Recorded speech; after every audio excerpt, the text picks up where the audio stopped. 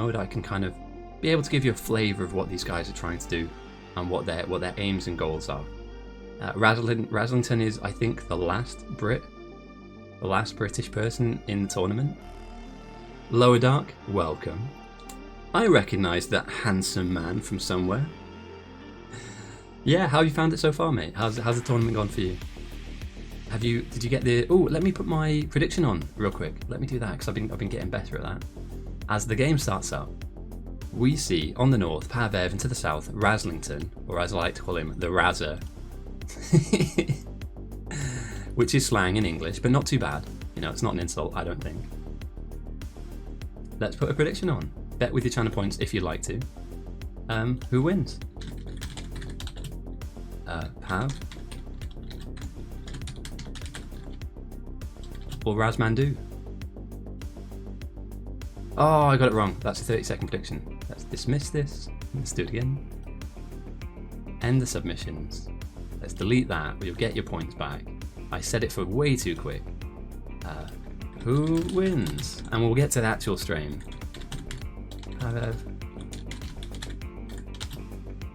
We'll give you 5 minutes to look over the map, to see what's going on and predict what will happen and when it will happen. The map looks relatively generous when we zoom out and take a look at all the different ore patches that we see in front of us. A generous amount of copper, a relatively large 1 million ore patch, and a really nicely located stone and coal patch here too. This is effectively kind of a dream for most people that play this game, because you're not having to run too far between these patches in order to get what you need from them. If I remember correctly, did Razzlington have a different strategy when he won the last game? I remember somebody saying something, it happened slightly differently to, you know, your standard turret throwing and yellow ammo throwing. But what we can expect to see potentially is each of these players will want to push their opponent's evolution slightly high in order to kind of rattle them, to stop them from building quickly and force them to start to defend. Once that initial push and rush happens, I believe we're going to see people settle into what their game plan is, where they're going to go for, you know, they're going to go for buildings, not having a restart button.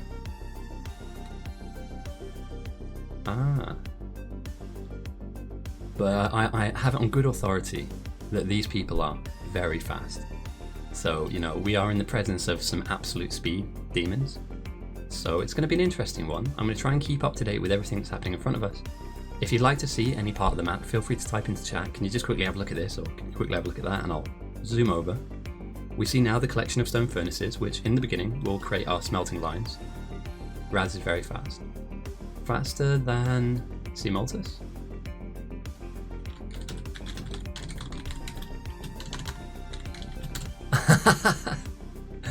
I get it, inside joke. Right. Fast at restarting. Mistakes were made, task failed successfully. Do you know, I need to get more involved in the speedrunning community. I'd like to challenge myself. Like, I've kind of mastered this. I don't think there's much more I can really learn, and you know, every game I get into, somebody's losing elo points because of me, and that's slightly unfair if you think about it. So I think I need to kind of challenge myself and get involved in a part of the game that I've never really engaged with, and I think that might be speedrunning. And not to be like a speedrunning streamer, because it's not like anything that I would do would be particularly of note. But I just like the idea, I like the challenge of it, you know? And because it's quite formulaic, you have to hit certain things at certain times. I could aim to go for like red, green, blue, and then just like segment that down, and just learn that sequence initially. The one thing I do have to ask is it based off of a random seed, or do you have like a preloaded, you know, I've got like 400k here, 200k here. Why is there no VOD? There is a VOD. This is the VOD. Oh, the last one, the last tournament. Yeah, there are. Okay, so if you take a look on here, these are the VODs of the last tournament. The final game of that tournament, the middle 15 minutes of one of the matches is corrupt. It's not dead and buried, but I'm sending it away to a firm that deals with data recovery. My friends have said that's the best way of managing to get that kind of fixed. I'm not an IT person, I'm not particularly proficient in doing any of that stuff. So I'm working on a fix, but at the moment it's it's slightly corrupt at the moment. I can post bits of the final, but not the full final in its entirety. So don't worry, we are working on it for sure. Yeah, this tournament will be clipped up after this. So I can't down my stream and clip them individually. So by probably tomorrow morning, afternoon at the latest, we'll be able to process the pool stages. What the plan is that we have multiple people covering multiple streams, so that every pool game is captured, and obviously every quarter of semi and final will be captured. Everyone's going to send their video to me, and I'm going to spend a day or two cutting those up so that we have, from the very beginning of the game to the very end, no dead space in between, and we'll add some commentary on top of the ones that don't have commentary. But yeah, we've got, as far as I'm aware, every single game captured of this tournament. So I hope that answers your question. We're just going to do this post-production. And you're up against, if I remember correctly, I just had a look at the bracket, Anti is against Ness. A surprise winner against Runebogler. Ness had some very interesting strategies, as we see Razzlington throw 94 yellow magazines across the water. So 9.4% increase. No, that's fine. I can say it again, my dude. I also talk really quickly as well, so that might be part of the thing. So the final that you played in, yeah, that's all good. The final that you played in, we have recordings of. Kobe has a recording, I have a recording. My recording has a corruption, a data error in the middle of the video file that's stopping me from making the full video. The way that I fix that, or the way that I wanted to fix that, is give it to my friend who's like an IT person to see if they know what to do. They had a look at it and they have no idea what to do. So the next option I have is to send it to a company, to a business that can fix these corruptions in video files. It does cost a bit of money, and I am not, like, it's a lot. Like, it's a lot more than... Oh, you want to watch Runebogler versus Ness? Oh, you want to do some scouting on Ness? You could go back in time. I think you can. I don't know if you might be able to go back on my stream. So I have the Ness Bogler game on this stream. So if you go back like an hour, you can. Oh no. I mean, you won last time, Anti. I'd be confident. You know, Ness played a good game, yes, but I think that you don't need to do pre-prep, do you? You don't need to like scout them. You'll be fine. And we can see now, Razzlington is really speeding into pushing the threat early on. People are Ness based. We have a very Ness favoured crowd here today. I'm unbiased. I don't mind who wins, as long as we have a good game. I'm a happy man. But yeah, we've got a lot of love for Ness in this chat. Although I'm also rooting for you, Anti, as well. As the current champion, you kind of hold all of our hopes and dreams in your playing and ability to win. I don't have the VODs up. I'm not a very good streamer. The one thing I've always said is that I'm doing this to kind of show off the game mode. I love the concept of bite battles, the 1v1s, the 3v3s, the championships, and all the rest of it, and also the normal games too. But I'm not really a streamer at heart. I don't do lots of streaming, so. Yeah, the warm-up is a key. I was talking to a couple of people about that. I wondered whether or not starting later in the day is actually like not a benefit really. Mentally you'll be a bit fresher, but there'll be a few people with 2 or 3 games already warm. So again, when I watched you play the last tournament, it was frighteningly quick, and I doubt that you've lost any of that speed as well. As we can see here, PaveV dealing with now 13% bugs. And he's losing a decent amount of... Okay, this isn't GG, but lots of destruction here from PaveV, losing a decent amount of stone furnaces. And again, it's not the furnaces that matter, it's more or less the plates inside them that really matter. But yeah, it seems like things are on fire at the moment. 13.9%, it's not unrecoverable, but Razzlington has just sped. 8 minutes in, a quarter final in the balance. PaveV fighting for his life, making sure that his at least his labs survive. Iron is being decimated, the iron smelting is being devastated, and as we can see here, popping off shots at the bugs, PaveV is chunking through his fish, trying to survive, shooting the bugs and downing them in their masses, staring at the destruction, wondering how this happened. And I wonder, has Razzlington hit a time? Has he managed a timing push? This looks pretty rough. Now again, never give up, never surrender. It's not over until this thing explodes. Or your head does. So as long as PaveV can keep a cool head and keep plugging away, it's not GG easy or GG BG. It's just carry on, keep calm and carry on. Again, the power wasn't hit, which is one massive bonus because you don't want to be rebuilding this. And none of the labs went down. Some of them are very close. That's on 7 health. So yeah, quite lucky in that respect. You didn't lose your turret buildings, you didn't lose your labs. Still in the fight. PaveV has sent a minimal amount of signs. If I look over at the mutagen log, only 1 sent from PaveV of 136 mags. And we can see now some turrets going down. And Razzlington is just pushing. Razzlington? Am I saying that right? Sorry, my bad. Yeah, Razzlington. I'm going to call him Razman. The Raz. Has done very well here to push the tempo. We were speaking beforehand about the early phase of the game, and it's almost like a boxing match. I don't know if you guys follow combat sports at all. I know that lots of you are like nerds, so sports might not be on the radar. But if you imagine it like a fight, like a boxing match, round 1, effectively, you want your opponent to feel a bit of pressure, throw a couple of jabs, see where they're at, see how they're feeling. In the opening stages of these games so far, we've seen people push the evolution in and around the 15 to 20% in the early game. Effectively, oh, that's devastating. Losing labs, losing some automation buildings. That is a very fast push. Enkling's right. That's devastating, losing labs.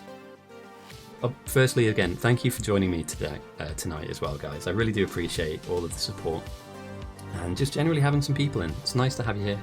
We'll be here all night, especially for the final, which should be a banger of a game. So if you're new to my stream, welcome. My name's Ghosty. I stream the Captain's games often. I stream other stuff too, but I'm going to be honest, I'm probably not the most polished individual, but I love this game mode. This is great fun. For any of you that don't know what this is or are interested in this but want to play like a more team-based version, once this game is finished, I'll quickly show you how to join one of our servers. But you're more than welcome to come in, even if you have 0 experience playing the game mode or even 0 experience playing Factorio. There are loads of people, including myself, that are willing to take on new players and kind of show them the ropes and show them some basic concepts of how to get involved and what to do and how to do it. Meanwhile, back in the game, Razzlington is not slowing down at all. There is no reset in this run, and it seems to me like an all-in on iron plates and yellow mags. Up north, this is desperate at the moment. So that's a great, you do in a way send bugs to the enemy. The way that you do that is that you build items that you sacrifice effectively by, if we have a look here, by supplying the bugs with 85, for instance, in this particular instance, 85 magazines of your creation, and you throw that effectively onto their bugs, pumping them up, making them stronger. So that send there increased the damage from 18.9 to 19.2 and added an extra 35 bugs onto the map. Over time, those bugs will evolve and go from being these small bugs with these kind of beige shells to larger bugs, to medium-sized, to big bugs. And if you play on some of the longer games that we play on the main server, behemoth bugs. And there are bosses and all that jazz. It's really good fun, honestly. Last night we had a game which went on for 5 hours. It was 20 versus 21, I believe. The South had an extra player. The largest send was 23,000, so 23k white signs, which increased the Evo to 339%. And there was a 90%, and I'll explain this in a second. Once the bugs get super strong, they have a chance to revive. So if my mouse hovers over the evolution here, you'll see at the moment the revive rate is 0 because they're very weak and they're not godlike at the moment. When you send and you get the evolution above 100%, nutty things happen. And so we build these massively elaborate, very deep bases with thick walls, with enormous defensive laser builds, and it gets really wild. It's my favorite part of the game is the end of the game, North isn't necessarily screwed, but what Raz has done here, and I don't know if many of you played StarCraft, but he's gone for a bit of a rush, a bit of a Zergling rush, right out the blocks, hit them with a couple of sends, push their number to 20% and stop them from building. And as we can see, some of PaveV's buildings have been destroyed, so he's effectively tried to really cheaply, and it has been quite cheap for him. Not in cheap as in tactics, but like physically, monetarily cheap. He's only used metal plates to increase the bugs' aggression levels and strength to a point where PaveV can't survive, or is struggling to survive. Later on, you counter this playstyle with grenades, upgrades in your turrets, upgraded ammo, later on maybe even flame turrets if we get there. I don't think we'll do that on a 1v1 basis, but as you can see, PaveV is having a terrible time of it, because he hasn't managed to hit a certain timing to allow him some breathing room to send and to make Razzlington's life hell. And look how peaceful it is down here. I haven't even managed to come down here too often. So here, easy time. The bugs are 10%, half of what North are dealing with. There's even 600 of them to deal with as well. So yeah, they need to stabilize. Ultimately, they need to get back into the game and potentially send themselves to force Razzlington to deal with something, to deal with an attack, to not sit there and be comfortable. And part of the nuance of this game, or the most important part of this game once you've played it for a while, is understanding when to send, when you're strong, when they're weak, and when a good, solid punch to their defenses needs to happen. So Razzlington has identified early on, he just wants to go really quick, get loads and loads of the cheapest level 1 science, and send 2,000 of it, 2,200 of it. And now we're dealing with 22% bugs, which are pretty decent at this point in the game in terms of strength. I mean, we're only 16 minutes in, and you can imagine that this does peter out after a while, but early game, yeah, PaveV is having a difficult time. Yeah, you effectively need to send something back, otherwise you're just constantly absorbing, and it's like negative. You're not adding anything to your base, and you're constantly defending, so you're in a negative position. But yeah, the dough is correct, completely correct on that front. Is this a tournament-winning playstyle? I don't think so. There's no time limit, absolutely no time limit. The objective of the game mode is to protect this rocket silo, and as you can see, a huge river splits the map. No one side is inherently better than the other. All of the ore patches and the geometry of each side of the map is reflected across the water. So effectively, you're just playing a flipped version of your opponent's map. Every game is different in terms of the geometry, the topography, so like lakes, for instance, forests, the ore patch and size and location themselves, which means the game mode is massively... the bug spawn location, if we had a larger game on, or if you head to, just for instance, head to this YouTube channel, click on one of the random team videos, and you'll see deeper into the map, somewhere around here, there's a long line of spawners across the entirety of the map. And over the course of the game, the bugs will path and meander towards this. They want this dead, and they're coming quick. So at the early game, they're very easy to kill. You can do them yourself, you can shoot them, you can throw grenades. Later on, they become so overwhelmingly strong that you have to have static defenses helping you fight. And it starts with no pollution as well. Yeah, absolutely no pollution. There'd be no need. They're already coming down anyway. So yeah, your basic defenses yourself, and your gun and your grenades. You then have sentry turrets, which over time don't really do much for you. And we're on to medium biters already, yeah, 25%. So they've evolved, and they will be stronger with blue shells now. PaveV is in a world of hurt. It's been an early game push. However, if he survives this... Oh dear, look at this. They're swiping in, swiping top, swiping to the right. But, oh dear. And we're out of ammo. It looks very one-sided. Razzlington has managed to pull this off. This isn't a case of PaveV playing badly. Razzlington's pulled off a very good strategy here.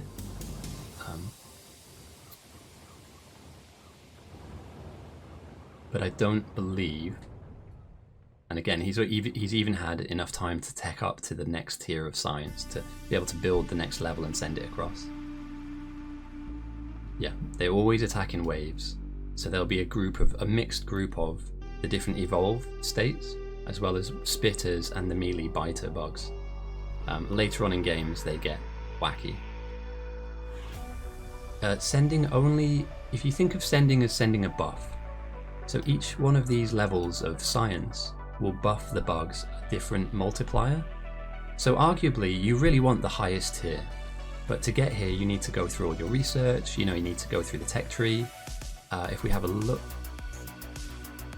everybody finds a different path through the tree as well. So games go on for certain lengths because people kind of pick random stuff to do. Oh, thank you for the follow, my guys. I really do appreciate all this stuff. Yeah, so you start off obviously with access only to the most basic of stuff. In the normal game, these are science jugs, red, green, military, blue, purple, yellow, and then white. But in the 1v1 game mode, you are forced to send defensive items because you can use them to either defend your base. Yeah, in the main game, science is the sending component, but in this game mode, to make it harder, they've made defensive items being the sending technology, so that you can either put them down and use them, or you can throw them at your opponent. And it puts you in a catch-22, because I'd want loads of turrets down right now if I'm PaveV, but I also want to make Razzlington's life very similar to my own, where we're now seeing a mixed wave, and these purple shelled bugs here are your medium biters, and they're slightly tankier, slightly more armoured, and they take a little bit more time to kill. But I believe that Razzlington has executed a pretty good strategy here. He's managed to backfoot his opponent, and the aggression has just continued on and on and on. I don't believe this works against, deep into the tournament. I don't know if we'll see this complete a semi-final.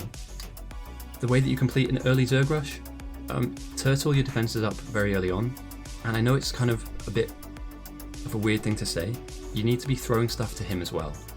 He's kind of not really had to deal with many punches. Imagine being in a boxing match and only defending. There's no way you can win because you're not attacking at all. So this game mode, there's a fine balance between absorbing and throwing your own aggressive strikes at them when you feel like you can make those strikes happen. Razzlington got the first punch in, but if you take a look, he has almost every punch. All of these blue sends are Razzlington. PaveV started to build and Razzlington spotted that and went, okay, I'll just keep spamming. And it's the cheapest and most basic science, but I'll just keep spamming. And in a fight, if you only throw 1, 2, 3, 4, 5 punches, 6, 7 punches, and the opponent throws 50. North has died a few times. PaveV, I believe, has gone down 2 to 3 times already. It's pretty grim. Now, never give up, never surrender. It's not over until the silo goes boom. But you can imagine that Razzlington is definitely in the driving seat on this one. And it's unlucky, but speed has won this game. Sometimes turtling will win. Sometimes being quite ruthlessly efficient with your items wins games. And sometimes spam. Sometimes spam works. The 2 Gs have been placed in chat. There was a game that I will find you of the last tournament. Timinator against, it was a semi-final, Timinator against somebody else. And he was in this position and he won. And it was just horrendous. GG's all round. Well played, everybody. Threat, yeah, Threat was spam, bacon and spat, I know. I'll explain Threat briefly, because I know there's lots of you guys coming from the speedrunning community, or just generally coming in and joining us for the first time. The bugs naturally will get stronger. Oh, let me end my prediction as well. The bugs over time naturally get stronger, so over the course of time they will become insufferable and you won't be able to fight them. You can speed this process up by sending items that you've made through your own tech tree. Okay, choose the outcome. Razmandu has won. Congratulations, guys. You can influence the strength of the bugs, how many there are, and how aggressive they are. Later on in the larger team-based games, you also have people that will go and find the bugs and their bases and fight them, driving the threat into a negative. That's called threat farming. You won't see that here in this game at all. It's not a component that exists at this level. But if you join me on a Saturday afternoon when we do the larger team game, threat farming is something that I highly prioritize and I highly prize. So yeah, GG's. You love to see it. So yeah, I hope that explains it. Thank you for the follows as well, guys. I really do appreciate it. For some strange reason, the Twitch channel and the YouTube channel are getting recommended really heavily. I don't know why that is, but I'm really appreciative of all of the support. I'm not going to ask for subscriptions. I don't need that money. Keep hold of it. But I'm happy for you to join me. I'm really glad you're here. I hope you're enjoying the content as well. If you'd like me to up the music volume or change the music, if you want me to look at a certain part of the map, let me know and I'll show you what you need to see. And thanks again for the follow, Basanya. I do appreciate all of the support. Another follow, holy crap, subjectively improved. Thank you. Thank you again. I'm planning on streaming a bit more. There are some games that I'm like horrendously good at. That's not for now. I'm not going to brag about how good I am at Dota or Counter-Strike or anything like that, but I feel like I might be able to kind of be a bit more of a streamer now that I have the rest of December off. I worked for basically 3 months in a row so I could have this month off. So, also, I'll note this now that there's a few more of you in. I'm planning on making some educational videos about this game mode, specifically about 1v1s, the different mechanics, and there'll be short videos, kind of 2 to 3 minutes long, explaining kind of bits and pieces of the game. So, is Team McIntyre, do you play Dota? No way. Do we have any Dota players in here, by the way?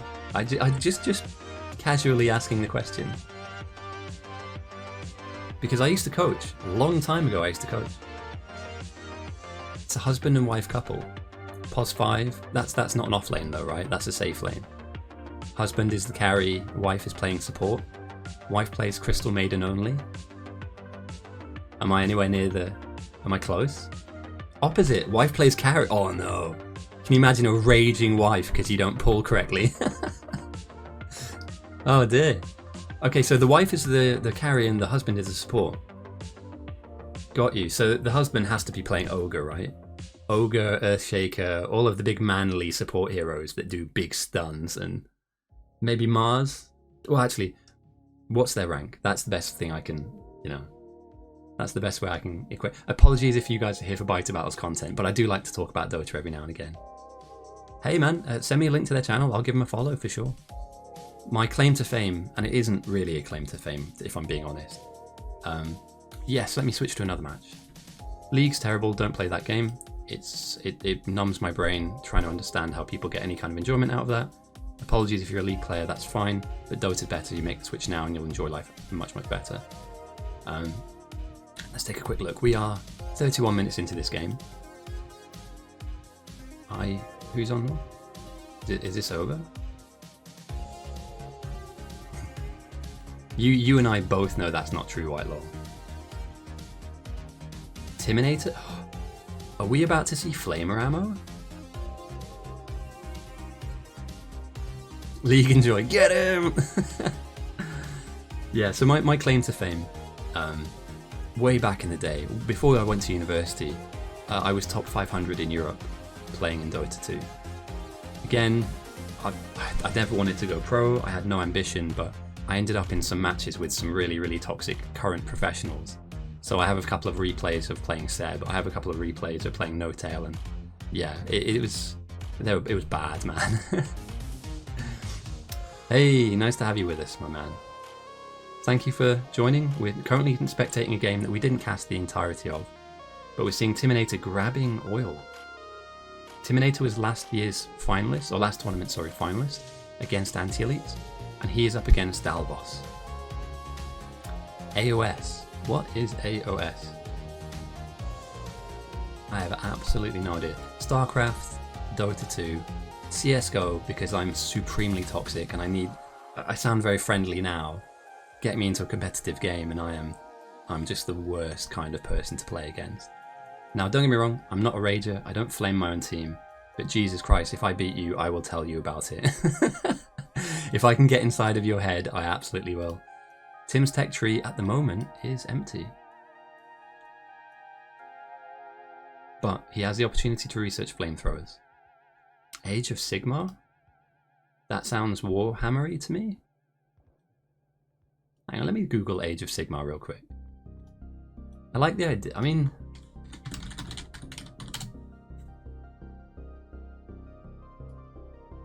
Oh, it's a minis game. Oh, mate, that's my childhood in a nutshell. Like, Warhammer and, yeah, I'm a nerd.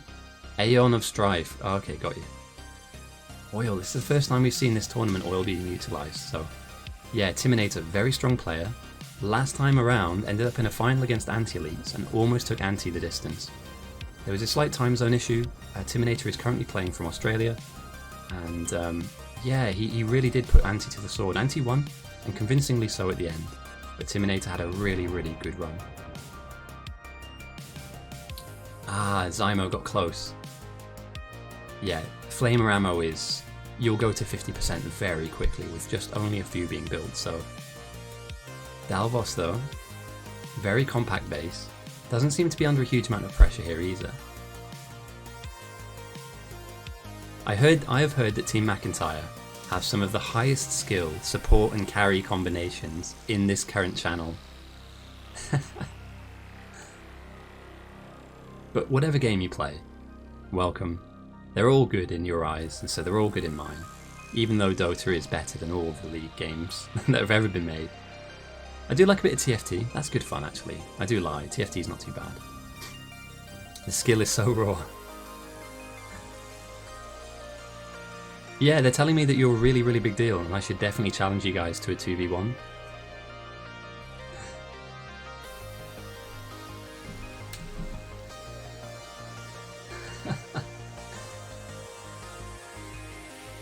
I'll go easy on you. I'll play something really simple, like Disruptor.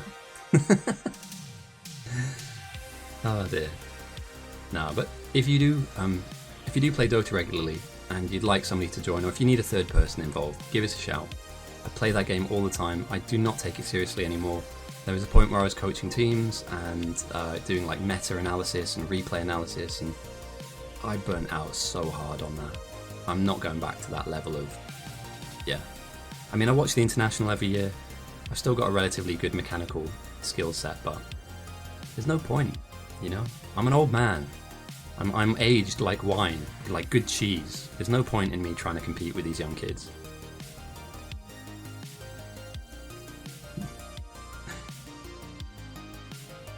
Mate, I don't think I'd be able to do a sub 5 hour. But you know what? I'm gonna give it a go.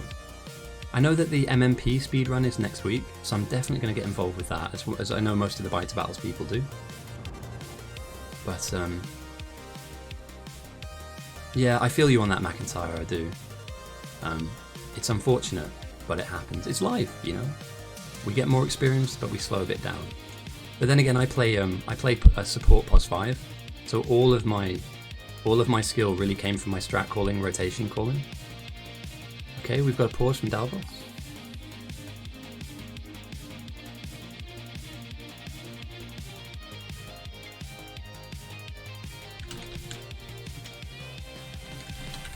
We're definitely paused, right? He's not just frozen in time.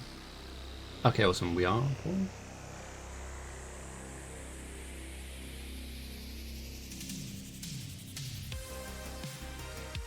Dalvos is he's pushed the issue definitely.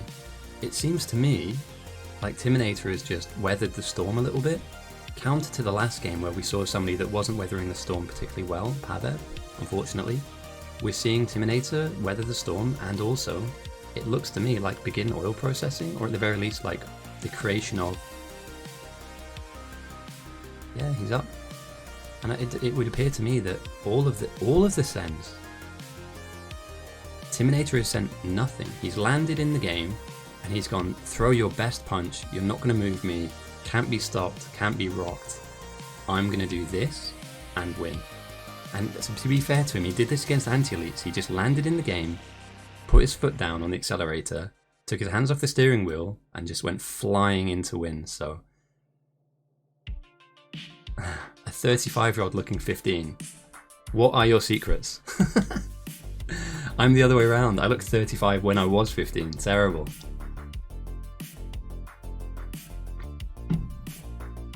Yeah, Timinator is looking like he's entering that late game strongly. And to be honest, 33%, if he's got the right upgrades for his turret, dodge puberty.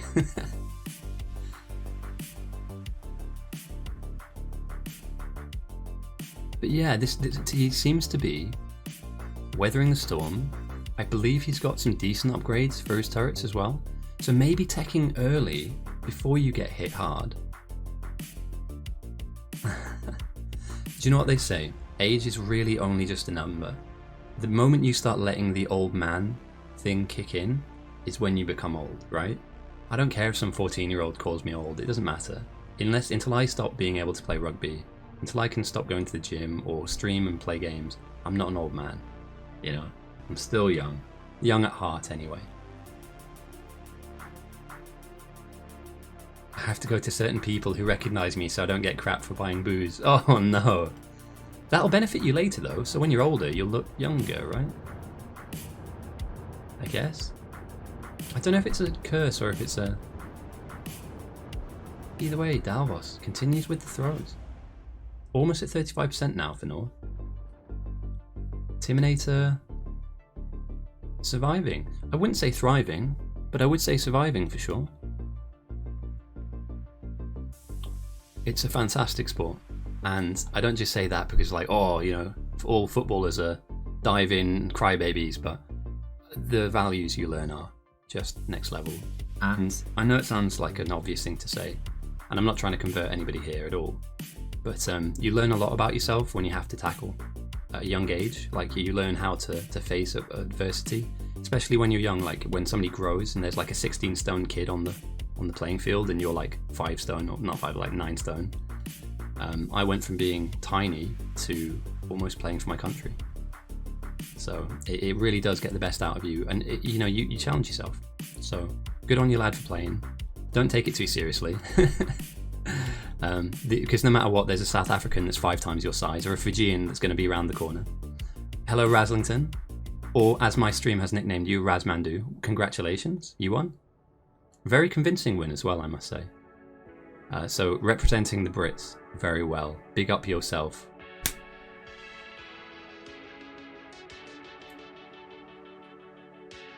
ZEM, welcome to the chat. We are in the quarterfinals. One quarterfinal has finished, and if I check my document very quickly, I can see that we're one down, 3 to go, but 2 is still playing. So effectively, all of the quarters are on, but 1 is finished, and we just watched Razzlington beat PaveV relatively convincingly. Navy Rugby. If you want to talk off stream, I do know some people involved in Navy sports. I don't want to dox myself, but I've worked with the Royal Marine Commandos a few times in sporting events. So if you need a contact or you need somebody, I just want to put this out there, I'm not military at all, but a few of my friends are Marines and a couple of them are in the Army as well, and a lot of them do play rugby. Army Navy every year is a fantastic event. Highly recommend people go to it because Twickenham is just amazing. But yeah, it's so competitive, mate. But at the end of the day, if he gets into Navy Rugby, he'll be playing next to Matavesi. So, and that guy plays for Northampton and plays for Fiji, so yeah, the pedigree is high to get in, but you know, the quality of rugby they play is very strong. And also, without going on a tangent here, and this, I know I'm only talking to one person, not the entire chat, so I apologise for that, but the Navy's fly half at the moment is a Dutch kid who is incredible. I watched him play last Army Navy.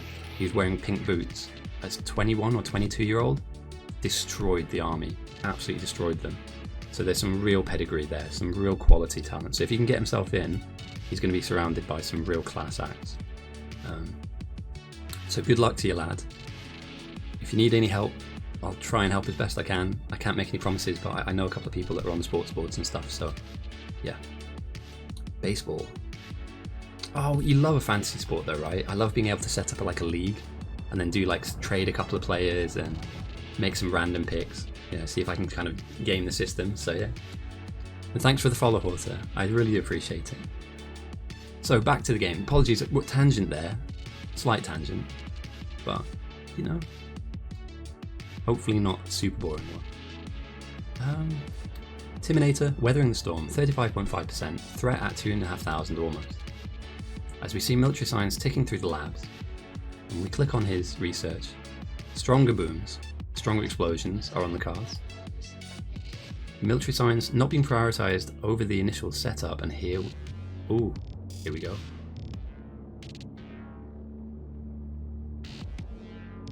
There's quite a famous tweet from an American football player to an English rugby player called Ellis Genge, and the tweet went something along the lines of, "I could dominate that sport," and he kind of atted Ellis Genge, who's a bit of a mongrel in a good sense. Like, he's a real animal. He plays like real animalistic rugby, and he said, he goes, "I'd bend you right up." He goes, "Stick to wearing your bicycle helmet and shoulder pads, pal." It's like, Jesus. Oh dear. Sevens is brutal, yeah. Mate, the Fijians, they're just built different. They're just built different. And that's not me trying to, but genetically, mate, they're freaks. Joshua Tuisova is told not to go to the weights room because he's too big. He'll put on too much muscle mass if he lifts any weights. That is bizarre. And as we can see, a large throw at Dalvos from Timin of the highest level, and that's increased pace. The initial throw was 35, which picked it up by 19%, and the secondary throw of 204 has gone to 27.7, additional to what he was previously dealing with, which takes us to 54.5. And where that leaves us now is Dalvos is in a bit of a hole. And I say that because Timin can continuously pump out late game items now, arguably late game items. He still has to defend and be defensively minded, but the coin flips now, and the South are having to now prioritise defence against bugs which are well over the 50% mark. I haven't watched all of the games today. All the games have been recorded, but I would say I haven't seen a game go above 50 yet. So we're in for a bit of a stomp.